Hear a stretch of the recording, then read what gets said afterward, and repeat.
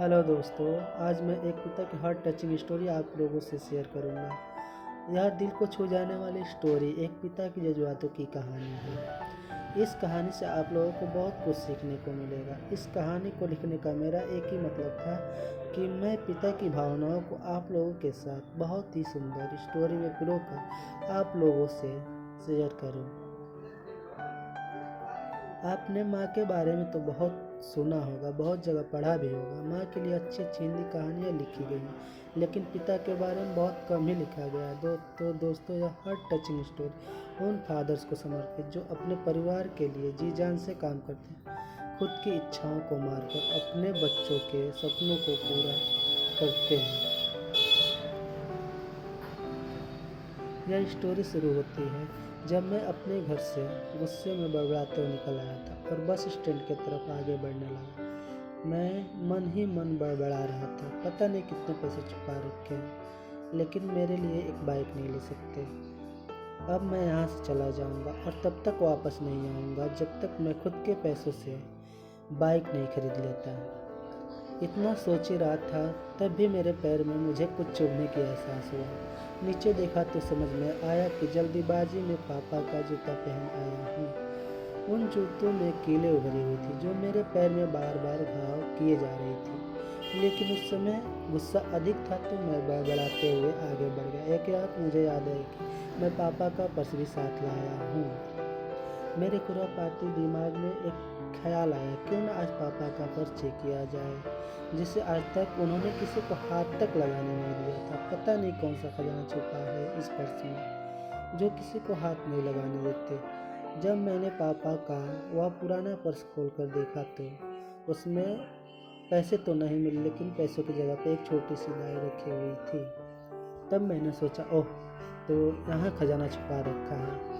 मैं समझ रहा था कि यहाँ पापा ने लिखा होगा कि किससे कितने पैसे लेने हैं और किसको कितने पैसे दिए हैं, लेकिन मैं गलत था। जब मैंने उनसे छोटी सी डायरी का पहला पेज खोलकर देखा तो वहाँ पर जो लिखा था वह थोड़ा सीरियस कर देने वाला था। डायरी में जो लिखा था उसे पढ़ने के बाद मेरे चेहरे का जो एक्सप्रेशन था वो गायब हो चुके थे, क्योंकि डायरी में ऐसा कुछ नहीं था जैसा मैं सोच रहा था। वहाँ पर उन पैसों का हिसाब लिखा हुआ था जो अलग अलग कामों के लिए अलग अलग लोगों से उधार लिए गए थे। उस लिस्ट में कंप्यूटर के नाम पे पैसे लिए गए थे। कुछ नहीं लिखा था 50,000 बेटे के कंप्यूटर के लिए, या वही कंप्यूटर जिसे मैं आज तक यूज कर रहा हूँ। लेकिन मुझे पता नहीं था कि उस कंप्यूटर खरीदने के लिए पैसे कहाँ से आए थे, लेकिन आज पता चल रहा था। मुझे आज भी याद है जब मैंने पहली बार कैमरे के लिए जिद की थी, जो मेरे पापा ने मुझे 2 हफ्ते बाद मेरे बर्थडे पे ला के दिया था, जिसे देखकर मैं बहुत खुश हुआ था। और मुझसे खुश देखकर मुझसे कहीं ज़्यादा अगर कोई खुश हुआ था तो वो थे पापा। अब मेरे चेहरे से गुस्सा एकदम गायब हो चुका था। जब मैंने आगे का पन्ना पलटा तो वहाँ पर कुछ इच्छाएं लिखी हुई थी। पहली जो विश थी उसमें जो लिखा हुआ था, अच्छे जूते पहनना। यह बात मेरी को समझ नहीं आई। तभी मेरा पाँव अचानक सड़क पर भरे पानी पर जा पड़ा और तभी मेरे पाँव में कुछ गीलापन होने का एहसास हुआ। जब मैंने जूता उतार कर देखा तो उसका तला टूटा हुआ था, और यह देखकर मुझे डायरी में लिखी बात याद आ गई। तभी मुझे माँ पापा की कई बातें भी याद आ रही थी कि किसी माँ कैसे माँ जब कहा करती थी, पापा अब तो जूते पुराने हो गए, ले लीजिए, तो पापा अक्सर यह कहकर टाल दिया करते थे, जूते अभी और चलेंगे, और कुछ दिन पहले तो लिए थे। मुझे आज समझ आ रहा था कि कितने दिन और चलेंगे। साथ ही साथ यह भी समझ आ रहा था कि पापा पर्स को क्यों छुपा कर रखते थे।